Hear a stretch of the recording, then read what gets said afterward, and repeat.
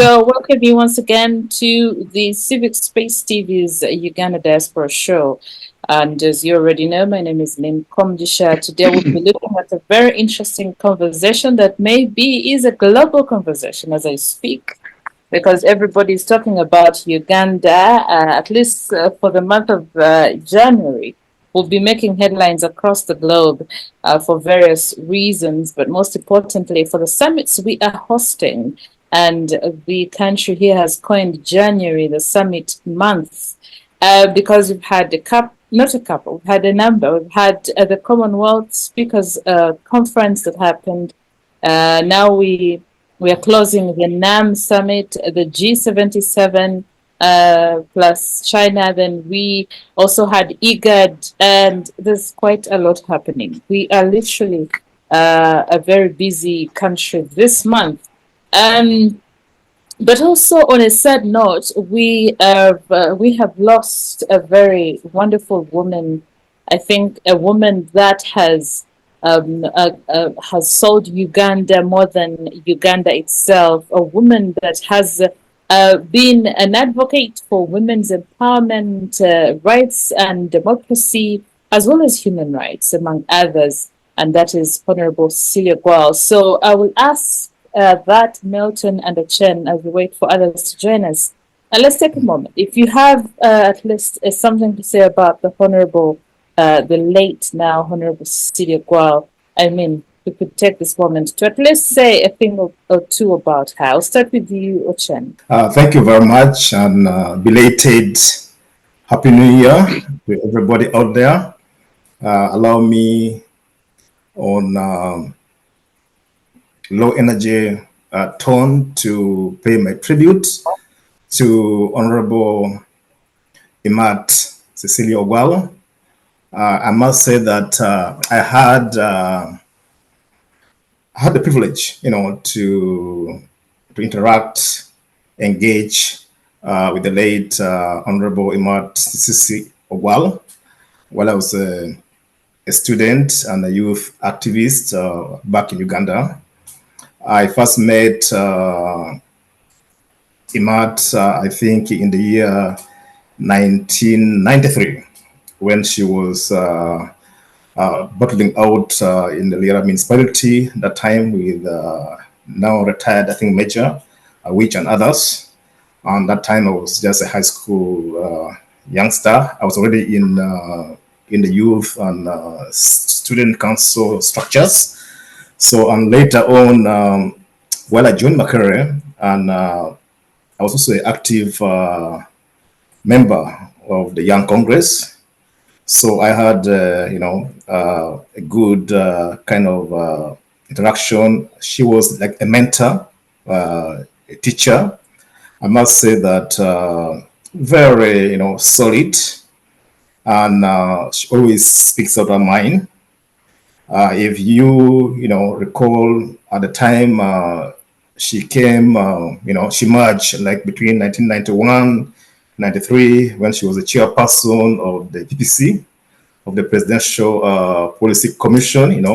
She was actually, I think, one of the most outspoken leaders. And so when we talk of, in the struggle for democracy, rule of law, honestly, the name of Honorable Cecilia Gual will not miss out. She's also very passionate about women empowerment. Everywhere she would always, voice, her concerns about the girl child and the girl child education, even inclusivity of women in progressive, leadership positions. She was like, a mediator. I must say, like, countrywide, she was respected. And even the region where she comes from, like in Lango sub-region, she was highly respected. Even beyond Lango, if you go like to other parts of northern Uganda and the country, she was a mentor. And if you talk to many great leaders, one way or the other, they had, a positive kind of experience, interacting, engaging, or getting, great and progressive advices. So Thank you, Ochen, for that tribute to the late Honorable Cecilia Gwal Imat. Milton Allimadi, I suppose you have a lot to speak about her. I was very inspired. I'm always inspired because in most African countries, women don't have much political space. They have to create political space themselves. They have to enter places where they're not invited. So she reminded me of Wangari Maathai in Kenya, who was vilified. How dare you step forward and want to be a leader? Those terrains are normally reserved for men, but she didn't recognize those restrictions. She was very militant in her own way when it comes to denouncing autocracy and dictatorship. And that's what I admired the most about her, taking tremendous risk, just like her late compatriot Wangari in Kenya. You may recall that when the president of the UPC was in exile, he was the top voice of the UPC, acting Secretary General, and of course represented her constituency also for many years in Parliament. So I admire her as a pioneer. And look at this, people, when you look back and you see the earlier version, not many people realize that she was actually a beauty queen contestant. Yes. And won. Yes. But that does not mean that she did not have a brain, because normally people, when they see young ladies engage in that kind of splendor and activity, they dismiss them. And that's the part of the problem we have in many African countries.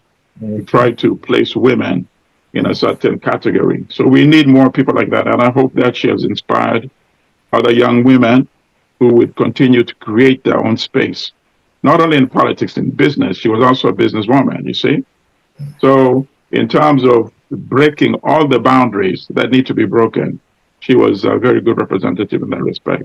So condolences to her family, to all her relatives, to her loved ones, and may her spirit last with the younger generation of women in Uganda. Absolutely. Rest in peace. Rest in peace. Spot on, right on, and indeed, we can only remember her as that wonderful lady, beauty with brains. Ogwa was one of the longest serving legislators, having served since 1996, if you remember. And at the time of her death, she was member of the Committee on Physical Infrastructure and Committee on Budget. She also served as Uganda's representative to the Pan-African Parliament and Parliamentary Commissioner. And details of the funeral have been put out, and we'll see, of course, we'll continue to condole with her family and the Parliament of Uganda, particularly the Speaker, who has profoundly referred to her as her mentor, and the late has also said and referred to the Speaker, the current Speaker, as her daughter. So, interestingly, drama does not end in Uganda. The FDC and Parliament are clashing over Cecilia Gwal's burial plans. That's a conversation for another day. I don't know why we never stop drama in days. We have to pay attention to a lot of things. But anyway, let's get to the reason why we are here this today, as we look at the spotlight has been shone on Uganda, again hosting the NAM, the 19th Non-Aligned Movement Summit, IGAD Summit, the G77 that also starts tomorrow and ends Monday. And we want to start head on and right into it. And I'll begin with you, Milton. We are in the space where our politics, our global presence is being felt. Uganda, first of all, has been hailed for its excellent peace and security. It has given the world confidence that we can, host the summit. If you remember, our human rights record has been terrible over the last years, but at least now we have some good news coming in. One, it is a milestone for us, Uganda, diplomatically and politically. Our diplomatic visibility and political weight of considerable magnitude in global affairs. We are here. So the question is, in the world as we see it, as it is now, and this is a common question, but I'm very particular with the people I'm asking. Milton, is NAM really still relevant in this global, I want to say maybe a geopolitical space now that we're in, because this is centuries years later, and we're still in these periodic NAM meetings. Is it still relevant? Objectives, do they still make sense at all? Well, okay, there are a lot of questions implied there. So let me try to take some of them step by step. And of course, you have to look at the history. The non-aligned conference, the first meeting was in 1961 in Belgrade, Yugoslavia. But the whole concept actually started much earlier. First, the concept of non-alignment, that was a phrase which was popularized by an Indian diplomat named Krishna Menon. He was the top advisor to India's first Prime Minister, Nehru. And when, because the world really was split up essentially between two camps, the Western camp led by the United States and NATO, and the camp led by the Soviet Union and the so-called Eastern Bloc or Warsaw Pact. And during the Korean War in the early 90s, up to 1953, that's when the world really split essentially, and the Cold War started taking effect.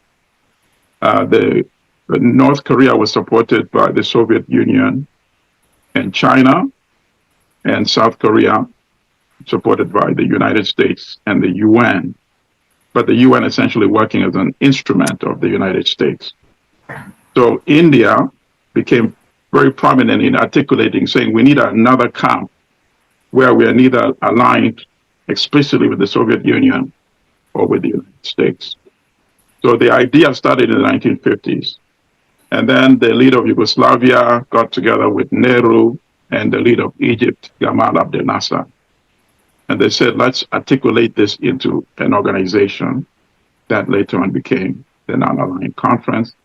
And the meetings of the heads of state, the first one was 1961 in, as I said earlier, in Yugoslavia. And the essential elements were this. They wanted to, because not all African countries were independent at the time.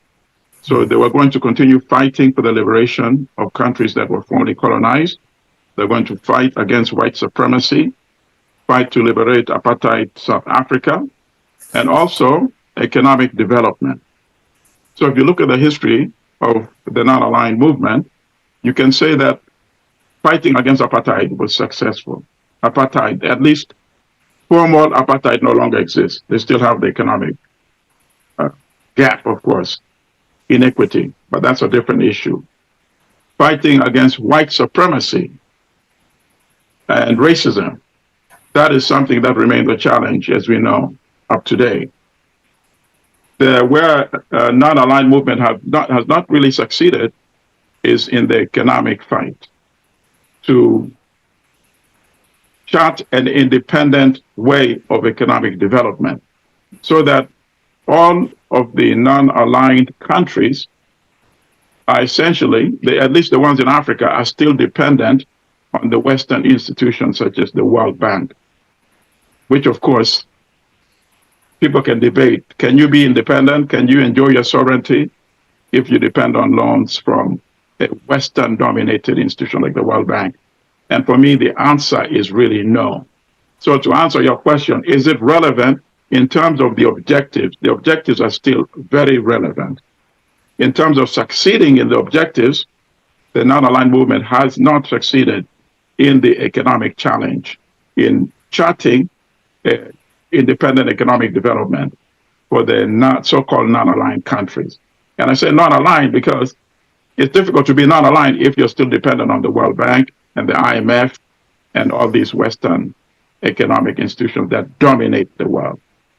Is there a way to break away from that? Yes. And that's something that we can discuss as this conversation goes on. But let me yield to my comrade for the time being. Okot. Right. Thank you so much, Milton. I see Miriam has joined us. Miriam, you've been away for a long time. We're glad to see you after a while. We know you've been behind the camera there, but we're glad to see you and have you on the show. And Happy New Year. Thank you, Lynn. Yeah, right. Happy New Year to you. Absolutely. We started off with paying tribute to the late Imat, Honorable Cecilia Gual. I don't know if you have a minute, if we can give you a minute surely for you to pay your tribute, and then we can proceed. It's sad loss, the loss of the Honorable Cecilia Gual. I was telling people that it's Honorable Cecilia Gual and Miriam that really inspired me to be interested in politics. And when I think about women emancipation in Uganda, those are the figures that come into my mind. They've been stellar, they've been straightforward, they've been fighting all the way up to the top, and they've been on the top and they've held the spot. They have really inspired so many people in so many ways that we cannot. Anyway, I was saying that the Honorable is one of those examples that we need to emulate, and may her soul rest in peace. And I hope we shouldn't let her rest, and we should take advantage of her example and continue to use it to inspire ourselves going forward, especially the young girls in Uganda and Africa at large. Yes. The NAM Summit, yes. Thank you, Milton. I joined when you were in the middle of highlighting the chronological history of how the NAM came into being and what they have achieved. I think NAM played a very big historical role in the liberation of Africa and third world countries at large, but more specifically the Africans, the African countries, especially in the role of fighting for apartheid and all those challenges that came in the 70s and the 80s. But after that, it has not taken the center stage. It has kind of been, I don't know whether it was neglected or it has stepped back, but I think it's an opportunity that we don't need we could utilize to continue the liberation struggle, because the liberating Africa didn't stop with independence. The biggest struggle is actually the financial economic liberation, if I would call it.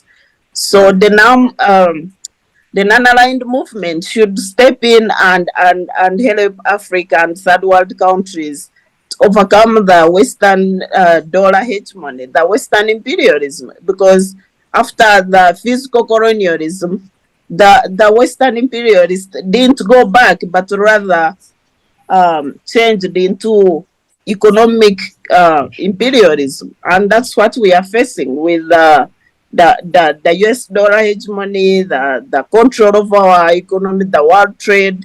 They are the ones who control the patent rights of the most important items that we all need, the products, the vaccines, the medicines, all that domination. I think the non-aligned movement should rather be empowered continue the liberation struggle. A lot of people have talked about the war in Palestine, the Gaza, the genocide in the Gaza, which is quite a shame in the 21st century. How could you still be having genocide? And the whole world is so quiet about it. So the non-aligned movement, if it was active as it should be, it has condemned, but I think their voices is not loud enough. Excuse me.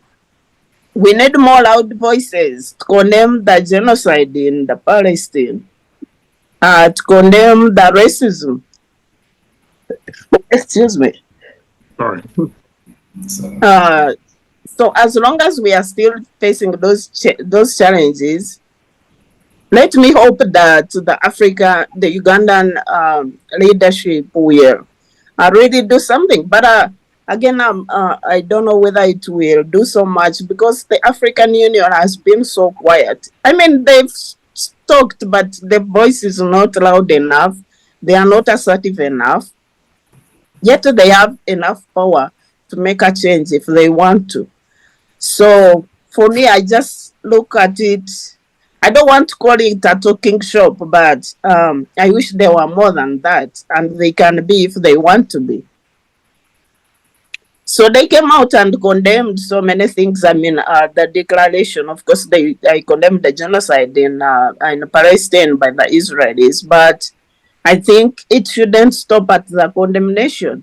In Africa, we have so many countries that are in collaboration with Israel, and they are doing nothing to condemn the genocide. They are partnering with, currently, Israel is like a terrorist government, but nobody has come out to condemn. We've seen Israel really trying to join the AU as is it an observer country or some other power, but behind the door. And then we've seen countries embracing it, like they also embraced their policy about deporting the refugees, which are blacks, and countries like Rwanda welcoming those as a third country host. But ideally, they are like, they don't want Africans in their country. So I mean, as African Union, as Africans, when we are talking in an aligned movement, I know it's much bigger than the African agenda, but we should really be vocal when it comes to issues that concern other fellow oppressed peoples in the world. And this is the time. Everybody says 21st century is the African century, but what have we done? We are still dependent. We are still so much relying on others, and we ideally vocalize what other countries have stated. If you are Uganda, you want to make a resolution, you are waiting to see what USA has said for you to tag along. And so what is Africa? What is the role of the independent Africa? What is the role of organizations like non-aligned movement today? I think if they can still play their role in the same way, same energy like they used to fight against apartheid, to fight for independence, the third world country would be better than it is today. Thank you very much. Sorry, I'm back. Apologies about that. Thank you. Yes, and thank you, Miriam, for your contribution. Ochen, please go. Yeah, thank you and welcome back, Lynn. I want to also thank both Miriam and Allimadi for the comprehensive introduction. Yeah, I must say that the non-aligned movement, at first was never established as a formal organization, but became a name to refer to the participants of the conference, as head of states of government of the non-aligned countries in 1961, as Allimadi indicated, and it's true. And I think the initial kind of principles, were central, and I could say that they still hold, water. For example, their first principle was that mutual respect for each other's territory and integrity and sovereignty, which is very important. I think that every nation or country must always respect its neighbor's space without interference. And when you see other countries interfering in other countries, even within the Great Lake region and other countries, that creates issues and problems. So the principle of mutual respect for territories is very cardinal, and I think is still applicable in this modern world and should be honored. Then also the mutual non-aggression, all these kind of principles are still, valid, and we should actually promote more of peace building and peacemaking and better ways of conflict management if there are contradictions and there are issues, as opposed to taking aggressive ways to resolving difficult issues and problems. So I think that second principle still, holds a lot of water, and I think should be sustained and promoted. Then they also talk about, of course, equality and mutual benefit. I think that is a very, profound principle, because if you realize in this world there's equality, but the equality sometimes might not be, felt and practical. For instance, you find some countries want to purchase, products or goods from countries without value being added on. For instance, they want our coffee to be sold without us doing anything. They want to buy our coffee or our tea just like that. And most time, the developed countries want to buy as raw materials, and they develop and later, sell back to us. So that is not, equality and mutual kind of benefit. Then also the principle of peaceful coexistence. I already talked about it. I think the world would be a better place if we kind of practice and embrace these initial principles that NAM was founded upon. Yeah, and even now the current activities, the current activities and positions as NAM are even relevant. You find right now they have been very vocal about cultural diversity and human rights, as NAM. And I think that is a very, that's a very valid and, paramount aspect and point that I think should be promoted, because the movement accepts the universality of human rights and social justice, around the world, and resists, anybody resists any homogeneous culture, then it's a problem. So they accept multiculturalism, which is a brilliant idea. I think should be promoted. And they talk about south to south cooperation. That's another. These are some ongoing activities or positions of NAM. There have been collaboration with other organizations of the developing world. Like for example, the group of the G77. Have been majorly from the NAM group.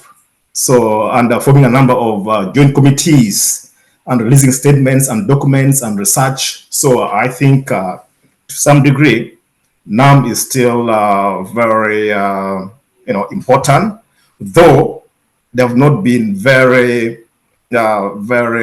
resourceful as the founding members had kind of maybe anticipated. I think the founding leaders were more kind of ideologically, more solid and focused. Right now, we have a big challenge. We find most of the countries and leaders are kind of double standard, like they don't stick to one thing, Of course, NAM was projecting and advancing that we embrace, anything that is positive, that benefits, our populations. But you find our leaders nowadays, our governments, their time may be that with Israel or the West, then tomorrow Russia, and then in the morning. So there's lack of ideological clarity. Yeah. So thank you. Certainly. I thank you for that. Perhaps the objectives, they set out to achieve the objectives, which they actually did. At the moment, we cannot say the same, because if we have achieved the other objective, I think we need to as a non-aligned, it ought to navigate the new challenges that the world is facing to address. And I thought, I'd hoped that in this meeting, they would focus on what is currently happening within the non-aligned movement, and perhaps suggest new objectives towards the new challenges at hand. And unfortunately, I didn't see that. However, as our president took over chairmanship, he did say, he hinted on a few things. He said that our stand is that the world should concentrate on the common human problems, prosperity through trade, the advanced science and technology to deal with human problems, the environment, crime, and terrorism. The future is bright if we act right. I think for me that was the most important thing when he said quite a lot, but that was very critical because it encompasses the new challenges we are facing as the nation, as a global world. I come back to you, Milton, because you hinted on very interesting things. You said you cannot be non-aligned and you still depend on World Bank and IMF. But I would want you to react to what the president, the new chairperson of the non-aligned movement, said. One, two. I would like you to paint a picture for us. What does Uganda's chairmanship really entail for NAM, and what does it prepare us for at all, if there's anything really? Well, first of all, let's be quite honest and blunt. The new chairman should not be the chairman of the non-aligned movement, if we are to be serious. Because the comrade just spoke about respecting the sovereignty of other countries. Which country has been the one that has violated that principle the most? Perhaps in the world. Uganda has invaded Rwanda. Uganda has invaded Congo. Uganda has invaded South Sudan. So let's be quite serious, and that's part of the problem. If you have an organization, you can only be respected as much as you yourself respect the organization. So now the person who has been violated one of the core principles multiple times, you make him the chairman. So let's get that out of the way. But that does not mean that the objectives of the NAM itself are not worthwhile. The objectives are worthwhile, as I said in the beginning. But you also have to limit some of the contradictions. So why not have Tanzania, for example, host the conference? Why not have Kenya perhaps host the conference? Why not have Ghana host the conference? Countries that seem to be much more aligned with the principles of the NAM. So I just wanted to get that out of the way. But in terms of the objectives, yes, we need to realize those objectives because the world, and this is the main thing that to me is the biggest challenge. The environment is a big challenge. But the environment is something that can be addressed, and more countries are now taking the environmental issue much more seriously. To me, the bigger challenge is the economic gap and the wealth gap within countries and between countries. So within countries, even here in the United States, we see so much wealth concentrated within the elite. We are seeing things that you would never see or even believe in African countries. And if some people are listening in African countries, let me tell you this, and you may not believe it. The number of people who are homeless in the major cities in the United States and in other Western countries is creating another problem. As human beings, we need to relieve ourselves. Is that not correct? So you find the number of people who are relieving themselves on the streets openly.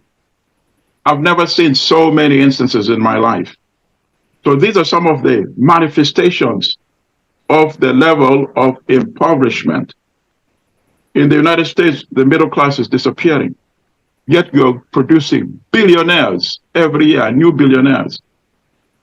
People may not believe it. You know how we have in the West, and this is where I really hate Western media. They go to African countries, they find the most glaring, terrible things. That's what they write about. They take pictures of it. If we started taking pictures of people who defecate in the streets in New York City, and we say this represents the story of the West, that's what they do to us. But we don't realize what's happening within the Western country. So that's within the West. And then between the West and the members of the non-aligned movement, the developing countries, so-called developing. Developing is a misnomer because they're not really developing, they're retrogressing, as Comrade Okot just said, the poverty level, and Miriam also said, the poverty level between the countries that are developed and the ones who are actually retrogressing. And as Okot said, because our economy is still the same way it was, as it was structurally, as it was during colonialism. We produce coffee, we produce cotton, we produce copper. Every material that we produce, we sell it as raw, unprocessed material with no value addition. But here's the point. The West will take advantage of us until we stop them from taking advantage. So the impetus to develop is not going to come from the West. It is going to have to come from us.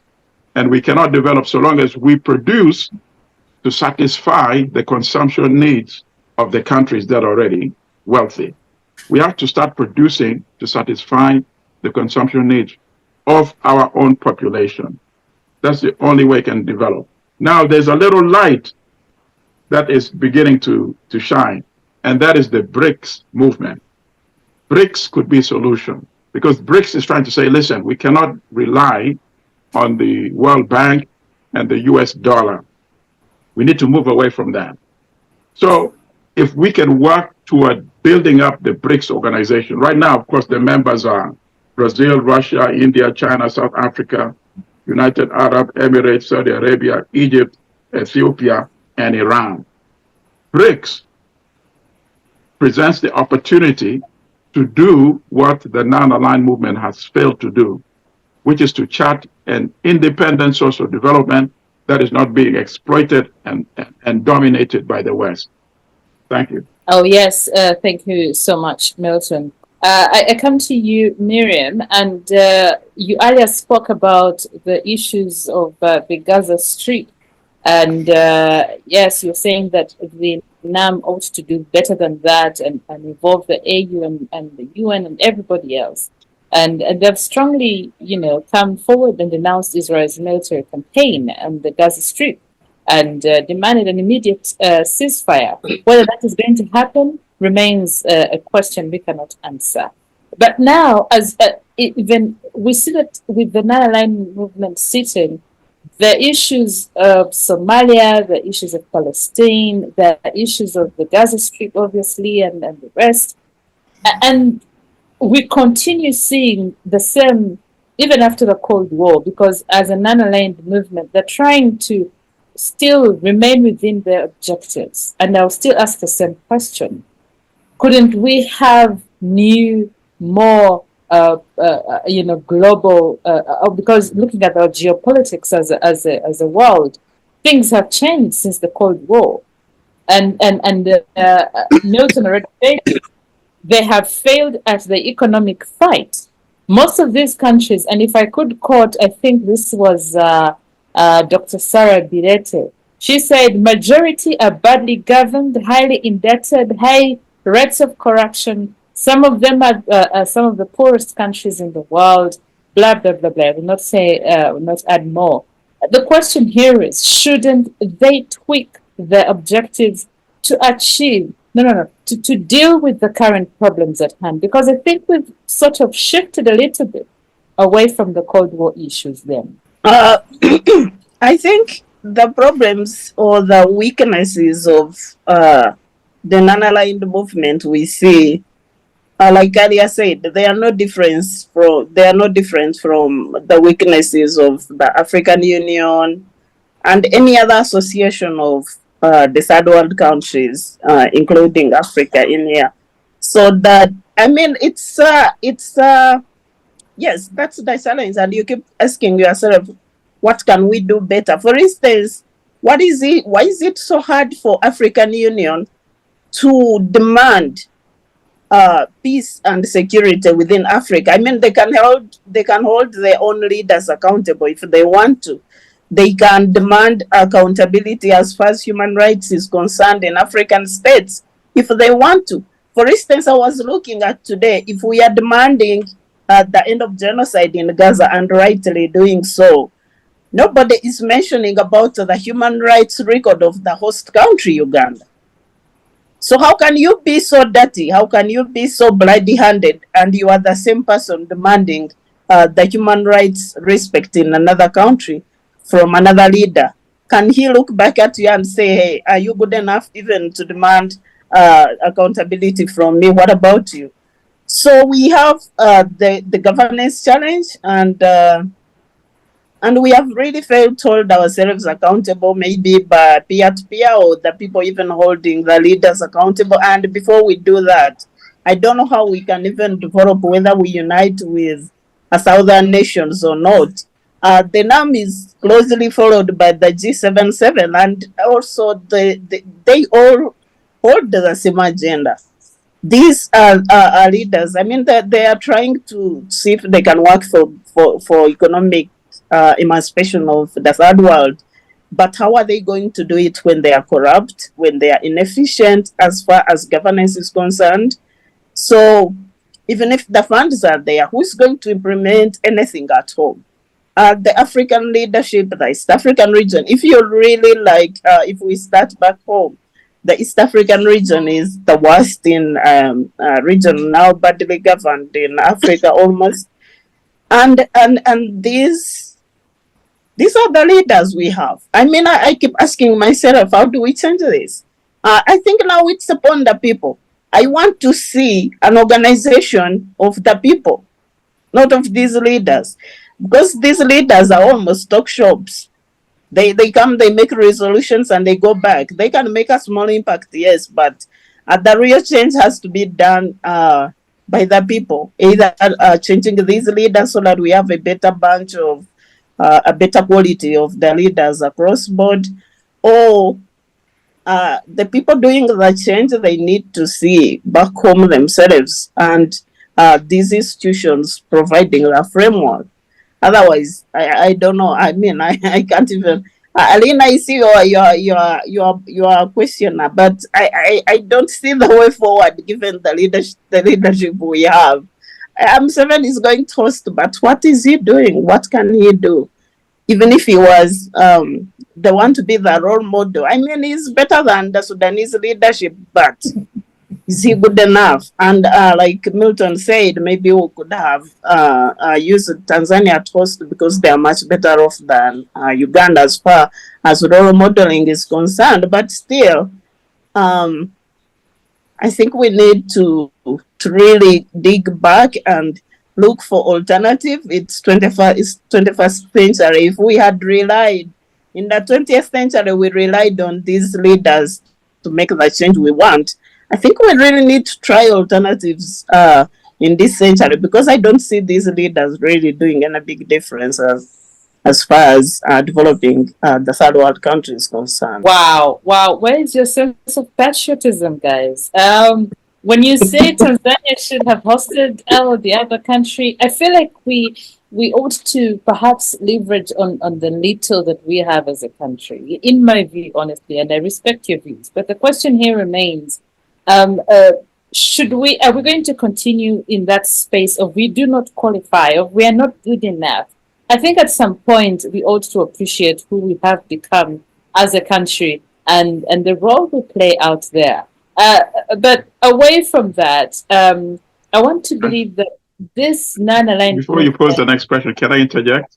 Yes, please, yes. Here's another thing, that when the bills start coming in, unfortunately, the normal people, the so-called Wananchi, are the ones that are going to pay the consequences. That's true. And then they're going to say, we never should have hosted this conference, because who is going to pay for it? And that's something that's not being discussed yet. The cost is going to be tremendous. Plus, remember, the World Bank has now closed Uganda off from any new financing. So next year and the year after that, the cost of hosting this conference is going to impact the economy in a very terrible way. It's not being discussed now, but wait and see. In about 8 to 12 months from now, that's going to be the main discussion. So it's not that we don't like hosting conferences to get some prestige for the country, but we're looking at the total ramification. And Uganda could not afford to host a conference like this. Believe me. We may not be talking about it today, but give it 12 months or so. So I just wanted to put that in, but please continue. You're very spot on, Milton, again, because I think the drafting of the next financial year is underway. Budget of the next financial year is already underway, and I'm very certain we're going to have where we are going to be paying for NAM activities. I was seeing there were supplementary budgets being pushed to Parliament, requesting for so and so money for NAM post NAM activities. So I agree with you 100% that we are going to suffer the consequences of this summit. But again, I want to believe that there's some good out of it. I'm always on the positive. I want to stay on the positive. Yeah, Lynn, if I can add something, sorry. It's not like hosting is really bad. And I'm very patriotic in this. I think it's good for Uganda. I mean, Uganda as a country, but the cost, even when the cost is high, really, by the way. But the leadership, what are we role modeling here? As the host, as the leadership. I mean, even if a child is yours and they say this child is good, you can say, he's good, but we have nothing to show. We have nothing to lead us, to lead with, and we have nothing to show, to inspire the rest of the people to change. And I don't think even the resolutions that have been made will be taken seriously because the people making them lack the credibility. Wow. Right. Again, I'm saying yes, you're correct, because definitely all those issues come to the fore. Let's proceed a little bit. Ochen, we come back again. Still, we're discussing these summits that are happening in the country, and we're seeing that their focus was on eradicating poverty, and they're also looking at the Palestinian question, Somalia, and all these other issues. The question here is, and I allude to what Miriam already said, that they're just here to speak. I mean, they will speak and no action. And we have seen that most global entities or global organizations, or even regional organizations, seem not to have as much influence as expected of them, especially on global issues. For example, the AU, it's not coming forward, it's not being felt, it's not being heard, and we're not seeing that happening. So the question is, will this be heard? Will the non-aligned movement finally make, not finally, of course it made lots of changes as it was being formed, but now as they demand for Somalia's sovereignty, as they demand for Palestine, rather for Gaza Strip to be, for the genocide in there to end, will we see a change? Will we see a change now that NAM has come together? I just want to, agree with my other colleagues, about the submissions. I think NAM has made great resolutions in theory. Okay, so I don't know if they will have the muscles to implement these resolutions. Firstly, as I said, Uganda's credibility as a host is wanting from many fronts. Though I must say that Uganda as a country will also benefit in terms of tourism, from these conferences. Okay, I'm sure there'll be some meager kind of revenue that might come in from the guests and the visitors who have come for these, for these conferences. So that might be a positive, aspect that we can project. Then also, secondly, too, I think from the global setting, by hosting the conferences, Uganda is trying to market itself, okay? Because Uganda already has a tainted record. So maybe to some degree, these kind of conferences might help to sanitize a little bit of our image, okay? But as my colleague said before, I think too, the cost, if you do the cost and the benefit analysis, in the long run, I think the Opoloi, the Wanahinchi, will carry the burden. Now, coming to your question about whether the resolutions that have been made will be impactful or will make a difference or will see light at the end of the day, I think it might not happen. I don't think even these members might compare notes after their departure from the conference. I don't think so. I don't think they even compare notes to follow up on Somalia, on whether on Gaza. I don't think.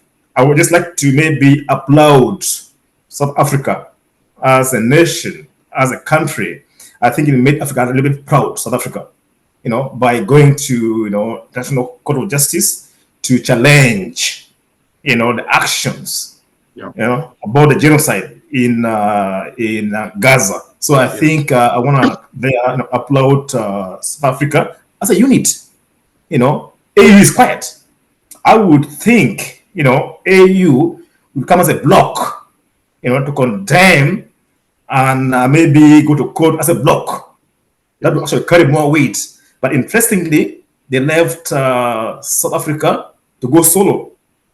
That tells a lot. Even there were very few AU countries that backed South Africa. Very few. Kenya wasn't there, and others. They shied away. That is very, very, very, kind of telling. But I must say that Namibia came out very strong on Germany for trying to, to support Israel. So I want to, kind of applaud Namibia and, South Africa for making Africa proud. I feel actually, kind of proud of the two countries for standing up. But for the NAM to implement about the independence of Somalia, or even of Somalia, or even or Gaza, I don't see the NAM kind of nations or states even sending maybe support to the Gaza. I don't see. So it's just a lip service. It's just a lip service, But they're very wonderful concepts, So like some of the concepts, like about self-determination of Western Sahara, very good. It's high time. They should be actually independent. But is now giving any physical or practical support? I'm not sure. Are they going to do it now? I don't think so. Does the chair has the capacity to influence others to do that? I don't think so. If we talk about reforms, they also kind of brought up very interesting point about reforms of the UN. That's a valid kind of submission and resolution. But do they have the capacity to umpist, those powers, to include even Africa and other countries, among, the other mighty powers? I don't think so. We've been making noise about that for years. China, Russia, and others, they might say that with us, but when they're in that circle, they also kind of want us out. So I don't see, NAM doing much, though, their current activities and positions still carries some water. But I don't see much hope. There's no leadership. As we said before, even our own chairperson, the president, has a very wanting legacy in the region.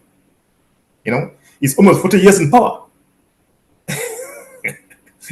So thank you. Yes, indeed. Well, he said in his speech as he concluded, he was saying that the strength of NAM should be used to exercise considerable influence, particularly at the UN, for effective transformative process for a better common future And in the negotiations for the Pact of the Future, the outcome document of the upcoming United Nations Summit of the Future to be held in New York, we should clearly define priorities that favor developing countries by maintaining unity, solidarity, and collective coordination among our member states in line with the Bandung principles. You see, that is his line of attack from his position as chair going forward for the next 3 years. And there's a word he kept saying, that the resistance fighters of Uganda, that is what he kept referring to Uganda. And of course, this refers indeed to his chairmanship as President of the Republic of Uganda. We can't take that away from him. Now, Milton. Now, their comment briefly. Okay, cool. Please. Yeah, thank you. As I said,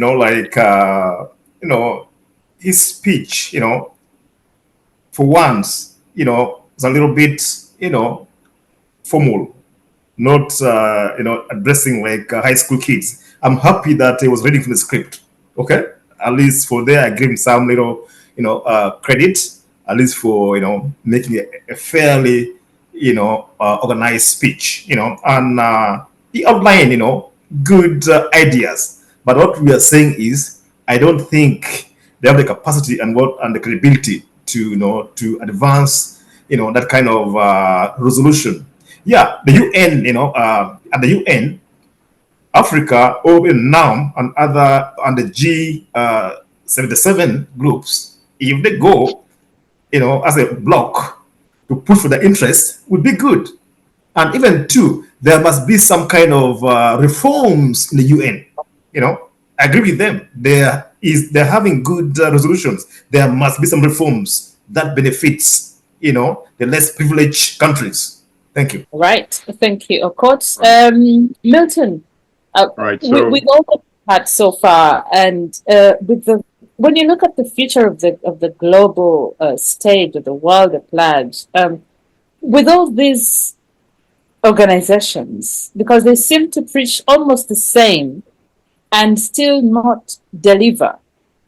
And like you said earlier, eventually we pay for being part of these organizations, and still that do not actually deliver on their mandates. And when you look at the speech of the president, because he was now speaking as the chairman of the NAM for the next 3 years, when he says he will focus on considerable influence, particularly at the UN, for a better transformative process of a better common future, blah blah blah. And the court says we lack leadership. There's some sort of dilemma for. No, he's not a leader. I mean, come on. I mean, as I said, this is the only opportunity that we can speak truth to power.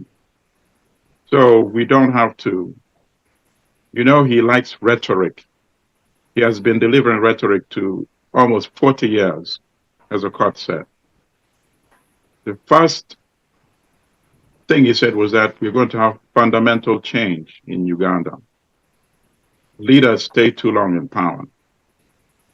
So he has violated that cardinal principle that he delivered when he came to power. So you cannot blame anybody for not taking what he says seriously. I don't take what he says seriously. He has not delivered on any of his past promises. Why should he start delivering now? So that's why I'm looking beyond dictator Museveni. And I don't even refer to him as president, by the way. He's a military dictator. I'm looking at the concept of the original now. And that's what I've been focusing my comments on. But Miriam and Okot said two things which essentially captured the whole thing. Miriam said, the leadership are not representative of the people. And that is the problem. The leadership are not government of the people, by the people, for the people. The leadership are government by the leadership, for the leadership. And that's what we have in most African countries. They're not connected to the masses, you see? So that's why you cannot mobilize the masses to have authentic, independent economic development. They represent, in fact, most of the leadership in most of the African countries, their interests are much more in line with the interests of the elite in the developed countries, you see.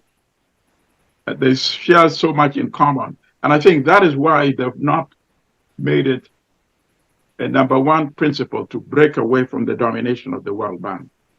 So Miriam hit it right on target. Now, Okot is also absolutely right. South Africa, what South Africa did with the lawsuit at the International Court of Justice is going to have much more impact than anything that they now may say. Because the court does not have to wait 5 years before it makes its final decision. The court can ask for Israel to stop bombing Gaza. Now, Israel may defy that and say, oh, so long as we have the United States supporting us, we can continue. But there are two key things. The European countries respect the International Court of Justice much more than the United States. So they may start breaking away from the US and say, oh, no, no, no. The court has said stop bombing.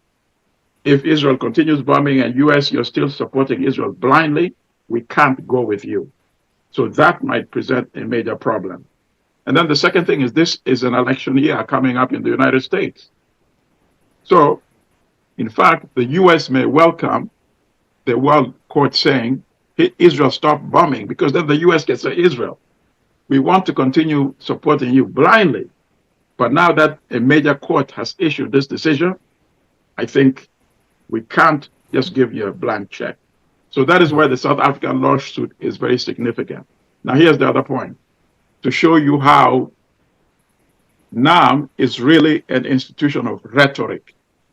Because if they were really serious, they should be lining up and declaring their support for the South African lawsuit. But as the court pointing out, it was only Namibia that came forward explicitly and said they're supporting. So that is a true test. If you're truly non-aligned, and if you're really willing to challenge the West, come out openly and support the South African lawsuit. And you notice the dictator himself did not say that in his speech, because he knows at the end of the day who cuts the check, you know. Yes, you're right. I think the non-aligned movement and their declarations, if they really serious, we don't see anything being done in support of the South African petition, like you said. For instance, why don't we boycott Israel products? Why don't we boycott Israel? Why don't we petition their embassies? There are so many things you can do, even apart from the court cases. And yeah, what South Africa did was very respectable, and I think they did what even these big organizations and their humongous membership has failed to do, standing out on them, or out alone, and taking on Israel. Other countries are shying out on doing that. Even African Union is not even giving a statement, and all we can do is support them, but we are also not doing the needful. So even when it comes to AU, the UN petitions about the Security Council, you wonder if these African leaders will continue to stick out to their demands and hold the Western powers accountable and demand whatever they want from the Security Council. I highly doubt, because all they need is what will other people think of them. I mean, all they need is like a statement from US stopping them from doing ABCD, and we see them abstaining from voting. Yeah. And that's They're that's what afraid. I was. Yes, They're that's afraid what of US retaliation. They're afraid of Yeah. that. Yeah. In fact, they should come together to protect South Africa, because South Africa really took a very bold and risky decision. In fact, Yes. South Africa is now in a position to demand, as the court said, a reform of the Security Council. And South Africa would be the best candidate, in fact, to represent Africa. I think Yes. China and Russia would support South Africa if they made a demand to join the Security Council. on behalf of Africa. Of Now that Africa. it has elevated its stature with the lawsuit at the ICJ, you know. Oh yes. Sorry, I'm on and off. I think it's network issues, but proceed, please. I'll catch up. Yeah, I was just trying to amplify what my colleagues are saying. Indeed, I think the AU dropped the ball here. When South Africa had gone to the court, they would have joined as a bloc. They would have carried more weight. And I see now South Africa can be seen at a different level, and maybe followed by Namibia. So they can be the best candidates to maybe present Africa in the Security Council in the future, if need be. Yeah. Just having said that, I think NAM, in theory, I would say they're having very wonderful kind of narratives for the working groups, for the task forces and the committees. They have very interesting committees, like they have like standing committees on a high-level working group for the structuring of the UN, that is there. They have a committee working group on human rights. They have a committee working group on peacekeeping operations. They also have a working group on disarmament, on the Palestinian, on Somalia. They also have a non-aligned security caucus. They also have a joint coordinating committee chaired by the chairman of the G77 and chairman of the NAM. So if indeed they had the teeth or the tooth to bite, they would implement all this. But again, as we said, they were very flat. They had no any strong stand on the Palestinian and the Gaza kind of strip, in this conference. They did not come out even condemning outly and maybe making pledges that, okay, we shall maybe provide this kind of support, A, B, C, D. So these are very clear gaps that I can see. Though in theory, they had very great resolutions. They have great working groups, committees, and task forces, but they cannot, attain any goals or achievements. Yeah. All right. We wait to see how that will play out. Certainly, maybe within the 3 years we'll see some changes. But I want us to. We still have a few minutes. I think if we have any reactions, we can add to them. But I wanted us to look at briefly about IGAD, because while the NAM was going on, the 18th IGAD Extraordinary Summit also took place on Thursday, yes. And the main agenda, or the main party of the agenda, that is Sudan, was not present. It did not show up. And remember, we are in the 9th month of its war. And so I want to take a brief look at what had transpired at IGAD. And they actually condemned what was happening with Sudan, and they say that they called upon, IGAD in coordination with AU and international community, they say they're going to mobilize support for the peace process with the aim of resolving the conflict in the Republic of Sudan. Again, the issue of coming together, putting these papers and communiques together, and nothing happens. And then you come back and you visit on the same story over and over again. Any comments on this? Sudan, the main reason IGAD was meeting, missed the IGAD extraordinary meet. Well, my only comment is that, you know why the war broke up in the first place? War broke out in the first place in Sudan. Both of the generals were afraid of losing their jobs. The Sudanese, we have to give credit and respect to the civilian population in the Sudan. They were sacrificed so much. Since, first of all, they were instrumental in removing Omar Bashir from power by coming out to the streets. Very unusual. this military were firing at them, and they still came out again. Every day, they killed almost 200 people, but they kept coming out. They formed a human barricade in front of the headquarters of the military command in Khartoum. And that's when the military told Bashir, you know what? Yesterday we were with you, but today we were not with you. So they removed Bashir. They formed a sovereign council made of half civilians, half military, plus one extra for the military as the chairman of the council. And they said this council will lead the country to democratic elections with civilian rule. Now, come about 2-3 months before they were supposed to rotate. So the first 1.5 years, the military, there would be a military chairman of the Sovereign Council. And then they were to switch for the remaining 1.5 years, there would be a civilian chair of the council. When the time was about to elapse for the civilian to become the chair, the military intervened again. So they stopped it. There was global condemnation, further sanctions. So they said, okay, let's revive this thing again. The same thing all over. They set up the Sovereign Council again. At this time, they had sort of a civilian prime minister, sort of the chair. But the real power was still the military. Once again, when the deadline was approaching to now have the elections, same thing.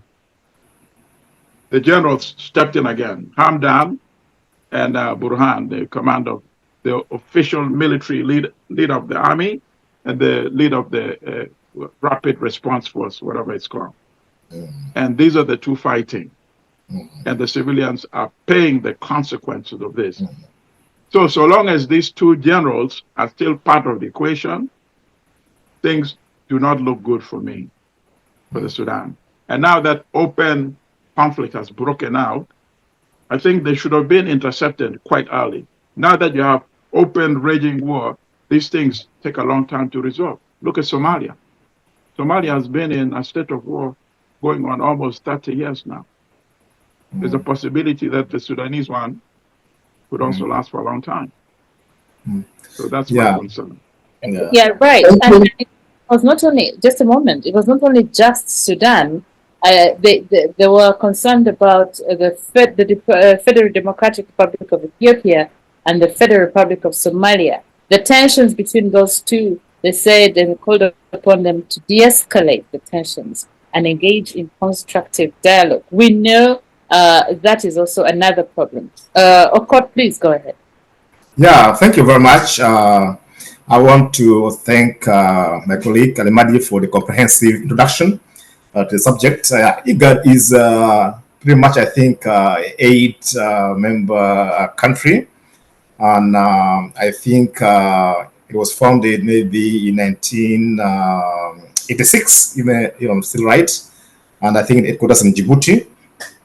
Right. And I think its mission, was, I think, aligning, to the Kampala meeting that was kind of boycotted by Sudan, because its mission is to assist and always complement the efforts of its member states, in areas of peace, security, agriculture, environment, economic cooperation, and social development, in that way. So in this area, they were trying to, bring the two fighting parties, together to get maybe a more inclusive and peaceful means to bring them together. But I think for one reason or the other, Sudan kind of bowled it out. And again, I cannot maybe even blame Sudan because knowing the host, of the IGAD, His Excellency General Museveni, he has a very interesting credibility, if it comes like to being a chairperson of any peace talks, since 85, from the peace talks of Nairobi, all the peace negotiations and peace talks that has been involved as a chair or as a participant, they're all never successful. So the guy in Sudan, being also a military man, is very aware. I'm sure they also have very good intelligence. They might be doubting his impartiality, whether it's impartial or is it might be even supporting one party in the conflict. That's why maybe they thought they might not be the best people what to to kind of mediate in this armed conflict. Why do I say this? Because Salva Kiir is a very blue-eyed boy of General Museveni. So, and to some degree, South Sudan also has a hand in Sudan, in Khartoum. Okay? And it can be suspected that maybe, they're using, Juba, to advance the interests of Uganda. So, that can also create suspicions, based on our history. But otherwise, I think, IGAD as a platform could be a very lucrative platform for the region, because we have over 230 million, people, population, okay?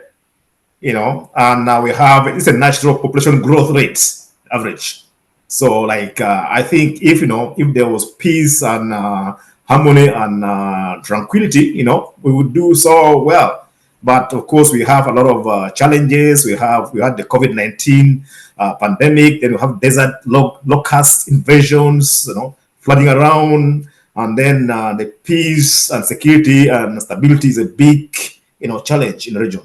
Right. Thank you, Ochen, for that. Miriam, your comments on IGAD. I think I really want to commend the job that IGAD has been doing and so far has done in the region. The region is so volatile. The IGAD has done their best. It's the only breathing agency that you keep moving up and down and try to mediate peace left, right, and center. But when it comes to the issue of Sudan, I think when it comes to conflict generally in Africa, I think we really need to look beyond what we are dealing in with today. For me, I have a feeling these kinds of leaders, these kinds of presidents, coming up negotiating ABCD is not the only solution we can have. How about we really now put up the civil society, the leaders, the religious leaders, the people, interested groups, the women leaders, whatever, in mediating this peace. For instance, the case of Sudan now, the northern Sudan, the issue was, I think one general didn't want to sit with another general. And by the way, one of the generals, Dangalo, is the genocider, the guy who was the lead of Janjaweed that caused genocide in Sudan. Ideally, he should be in prison. That guy shouldn't be anywhere. That guy shouldn't be in a conference center discussing with other powers on how to make peace. Which peace? So when you see such a people posing around as the leaders of countries, and they are also pretending to negotiate for peace, that's when you know that Africa is doomed, and there is no hope. As far as this bunch of leaders is concerned, it would be one chaos after the other. Even in Sudan, in South Sudan today, they might have peace. But as long as the generals, as long as militarism is the weapon still used to lead instead of the people, instead of giving power to the people, we are still going to be seeing chaos all over again. And it's just a vicious cycle. It can be either Museveni, and that's the irony. I mean, if you look at Museveni and his conflicts in DRC, then the same IGAD is sharing is the one mediating for peace in the same regions that these guys are fighting in, be it in Sudan or in DRC. They are all interested parties, and there is conflict of interest as far as these military wars going on in those countries are concerned. So we should be having neutral parties, whether it's the civilians or the parliamentarians, We should be having neutral people discussing peace in these regions. And until we put people above the military, until we put the other stakeholders above the military people, and until we make laws, I don't know how we can do it, but until we make laws to make sure that anybody who has a gun and grabs power by the gun shouldn't stand anywhere into the leadership of that country, we will never get peace in Africa. Mm-hmm. I'd like to add something to what Miriam said, briefly. Sure. You know, the last thing she said about grabbing guns, you know, I'm a bit conflicted about that part, because some of the civilians have been even worse than some of the military people. So, for example, I would take a Sankara, you know, any day to a person, a civilian like a Kamuzubanda, you know. That's true. Yeah, but that's something we can discuss. But what Miriam said, which is most important, is we have to take this negotiation of peace away from the people who are causing the conflict. So I was very impressed. And if you have not seen this documentary, all of us, pray the devil back to hell. Everybody must see that documentary about how the women of Liberia stopped the civil war in Liberia. I watched it. They said, no, enough is enough. The men have failed us. They showed up wearing white clothes every day protesting. Yeah. Charles Taylor was driving right past them every day, ignoring them. But the numbers kept swelling, thousands and thousands of women, until he could not ignore them anymore. They went in front of him in his presidential mansion, all these women, and demanded he negotiate peace with all the factions that were fighting at that time. And that, of course, was the end of Charles Taylor. He started talking, he had to give up power, and Charles Taylor is now serving 50 years.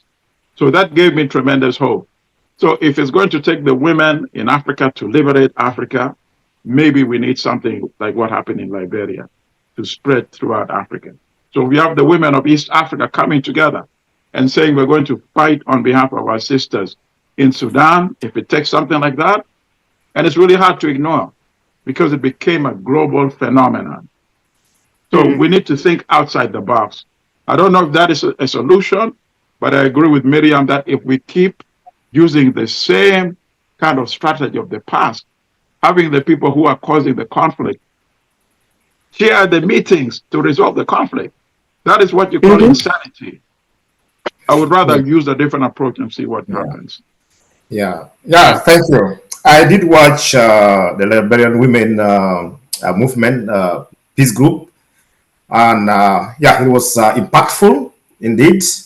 And I think also I do concur with both Milton and Miriam that we should explore maybe different options on how to resolve our conflict, and don't use this obvious primary parties that camouflage that they're the champions in mediating and making peace, while actually they're the problem themselves. I would love to see like the interest groups like the priests, the religious leaders, the women groups, or even the youth spearhead peacemaking and negotiations, and it's doable. Yes, it's doable. Because their life is at stake. They're the ones who suffer the consequences of the conflict so much. I had a friend of mine, she's a Sudanese. She teaches, she's a professor. She was teaching here in Pennsylvania, now she's teaching in Canada. She had gone home with her 3-year-old baby because her relatives had not yet seen the baby. So she came home with the baby and her husband. She got to Khartoum the following week. The war started. She's trapped with the baby in Khartoum. And she was there for almost 8 months before she found a way to escape. Wow. Imagine. So that's just one example.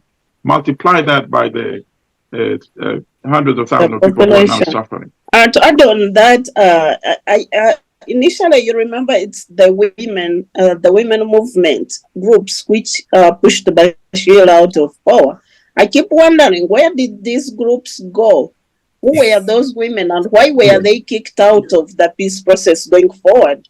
And until we bring such a people, the people who had advocated for change in the first case, the real stakeholders, until we put them on the front line, I don't think we will ever have lasting peace in these African countries. You see, sometimes, like when who are struggling for peace or even for change of government, when people get power, they try to sideline those who are, also players. Exactly. Mm-hmm. Greed comes in, the other interest groups that are vulnerable get kind of sidelined.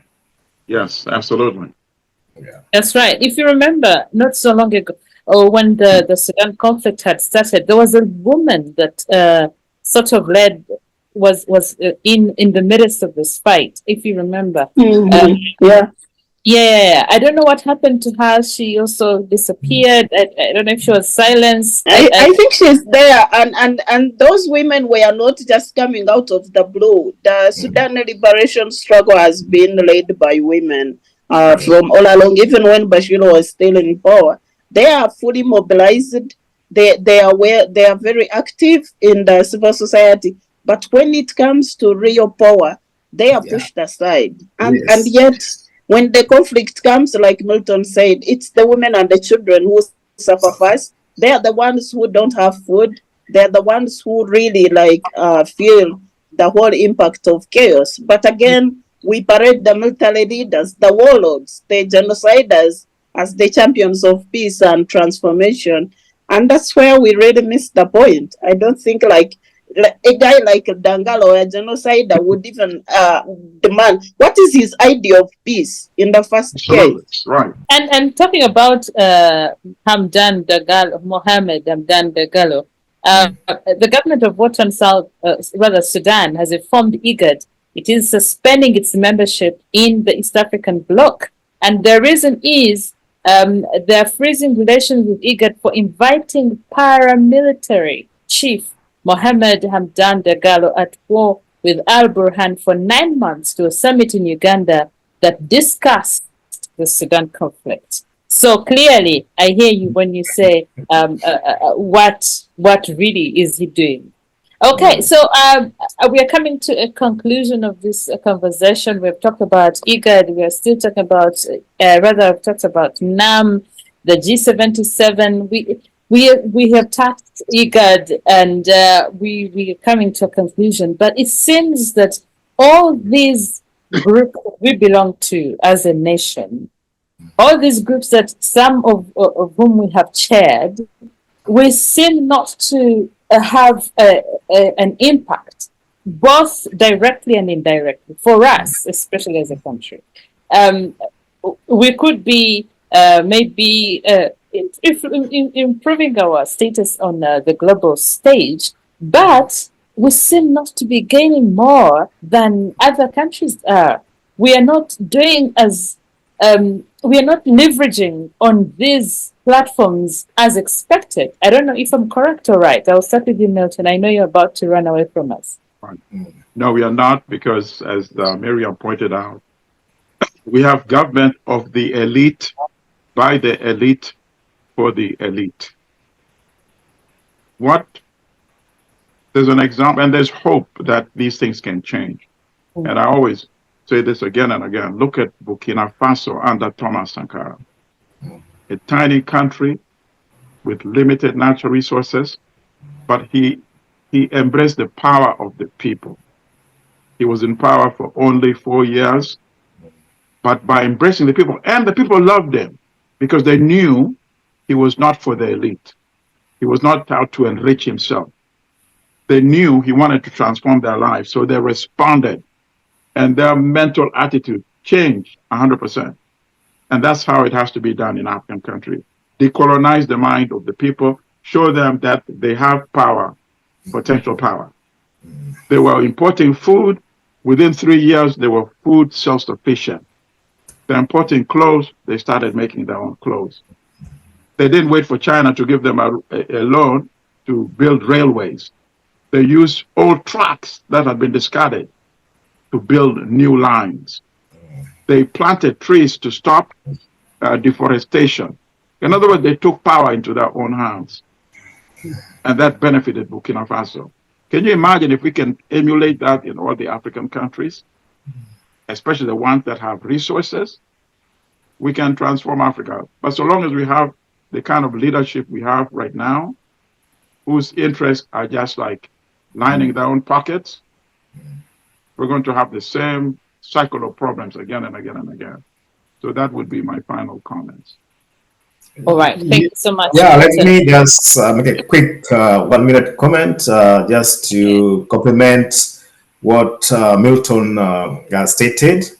Indeed, if you have more of an opoloi kind of government, the Wanahinchi kind of grassroots, government or the post government, there will be change. Look at Cuba.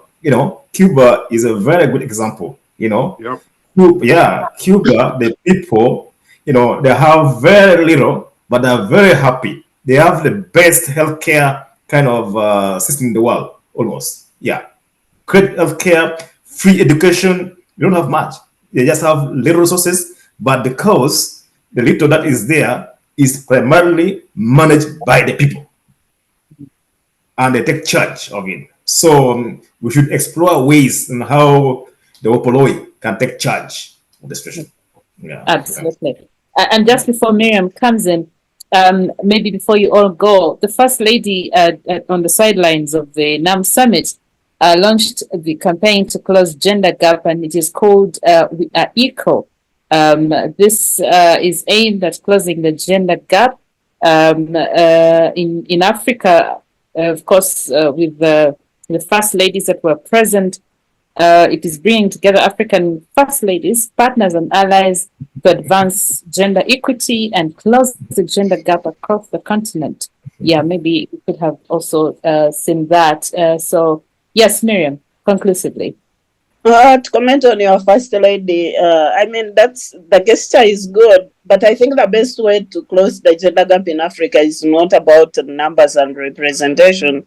Oh, that works also. I mean, it helps a little bit, but the best way is eradicate poverty at the grassroots level, which is affecting women.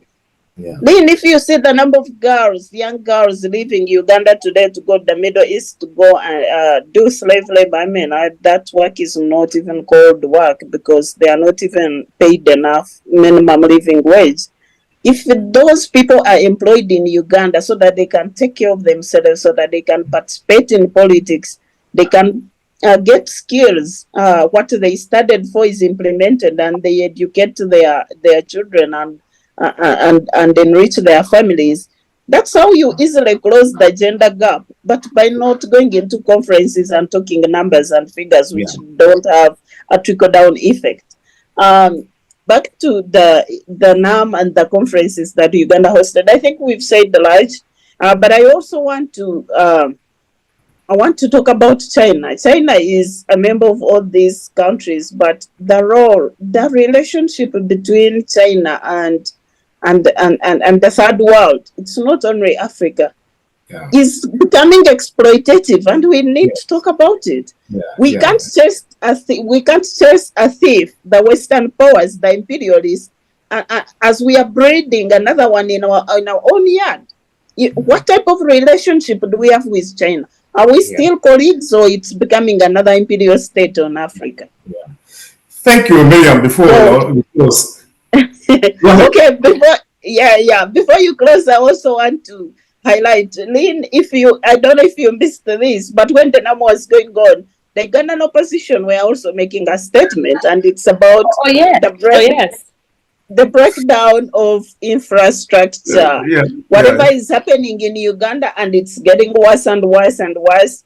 You hear everybody saying we've given up on public service anymore. But how can we are talking NAM is going to attract tourists. Today we can't even connect just a little network to have a talk show. So how can we attract tourists if we don't have infrastructure? It's like we are trying to make a pig wear a diamond ring and just call it something else, but it's a waste of time. And unfortunately, Ochen, please go on. Thank you. You've actually kind of taken words out of my mouth. So thank you so much. What we need to talk about is the China hegemony in the future, with the other countries. I think China's imbalanced relationship should be addressed. And then too, about the first ladies convening to close the gap for women here and there. It makes no sense. I think it's just economic empowerment is the key, to address the problems that are facing women, not the figures and other rhetorics. Kind of economic empowerment. Yeah, thank you. All right. I thank you, Miriam. Thank you, Okot, Ochen. Thank you, Milton, for the time you made today as we talked about the summit January, because we've hosted a number of them. We are still hosting until maybe the close of next week. We'll probably finish most of the summits, but it's been an honor, and thank you indeed. For me, I still believe that it's a good time to sell our country. Let's always look at the good. Sometimes we need to appreciate good and go with that. Yeah.